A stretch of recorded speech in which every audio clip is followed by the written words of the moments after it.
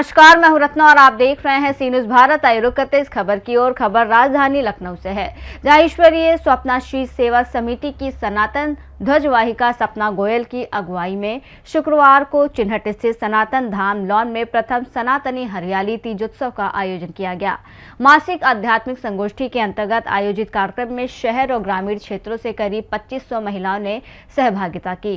कार्यक्रम का मुख्य आकर्षण भगवान शिव का भव्य दरबार, झूला उत्सव, सामूहिक डमरू नाद और दीप रोशन का अनुष्ठान रहा। सावन के झूलों का महिलाओं ने आनंद लिया और इस अवसर पर समाज सेवा में निस्वार्थ भाव से जुटी कर्मठ महिलाओं को सम्मानित करते हुए सनातनी हरा पटका भेंट किया गया।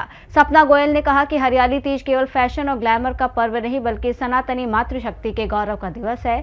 उन्होंने कहा कि माता पार्वती ने भगवान शिव को पति रूप में प्राप्त करने के लिए कठोर तपस्या की थी, इसलिए हरियाली तीज शिव पार्वती के अटूट प्रेम, निष्ठा और पुनर्मिलन का पावन प्रतीक है।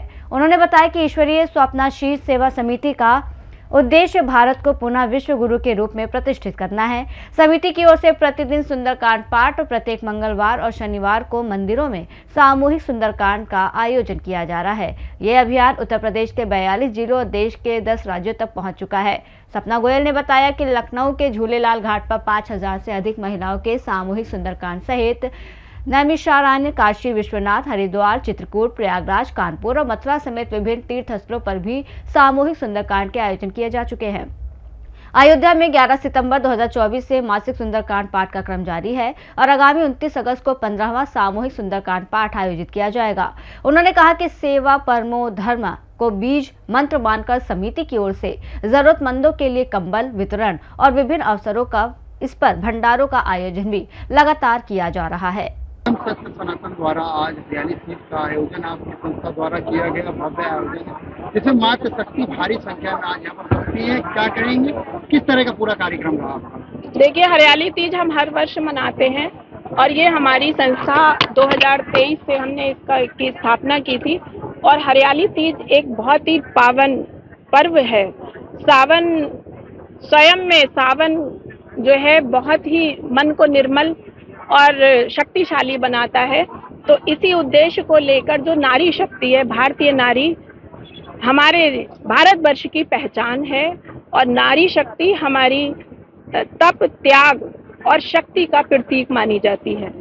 तो हम अपनी महिलाओं को ये संदेश देना चाहते हैं कि इसको हर तरह से हम पावन रखें। जिस तरह सावन का जो माह होता है वो श्रावण मास कहलाता है और श्रावण मास में पूरी पृथ्वी हरियाली का श्रृंगार करती है, पूरी पृथ्वी हरियाली से भर जाती है। तो बहुत ही सुंदर दृश्य हो जाता है, सब में एक प्राण और संजीवनी बूटी की तरह सब में ऊर्जा स्थापित हो जाती है। तो इसी उद्देश्य को लेकर जो आज हमारी मातृशक्तियां कुछ होटलों में इसको विकृत रूप दे रही हैं, उसको संदेश देने के लिए हम ये कहना चाहते हैं कि इसको पूजा अर्चना और तप, त्याग और भक्ति का हमेशा इसमें जो है पहचान रहे, क्योंकि नारी शक्ति के तप और त्याग से ही देश सुरक्षित है, उसी से परिवार सुरक्षित है और उसी से ही पूरा समाज सुरक्षित है। संस्था द्वारा समय समय पर समाज के लिए किस तरह कार्य किए जाते हैं? देखिए, हम लोग जाड़ों में कंबल वितरण करते हैं और गरीब महिलाओं को साड़ियाँ भी देते हैं, कुछ विवाह भी कराते हैं कुंवारी कन्याओं के। बाकी हमारा जीर्णोद्धार, मंदिरों के जीर्णोद्धार का भी कार्य है और जगह जगह बच्चों, गरीब बच्चों को भी अनुदान दिया जाता है।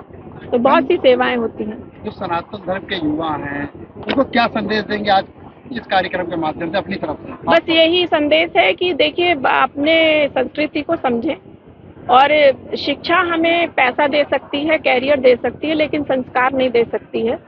तो कैरियर और पैसा भी जरूरी है, लेकिन अपने स्वार्थ में इतने निहित ना हो जाएं कि अपनी संस्कृति को या अपनी पहचान को भुला बैठें। धन्यवाद। लखनऊ से सी न्यूज संवाददाता बॉबी लॉरेंस की रिपोर्ट। खास रिपोर्ट में इतना ही। देश और दुनिया की तमाम बड़ी खबरों के लिए देखते रहिए सी न्यूज भारत।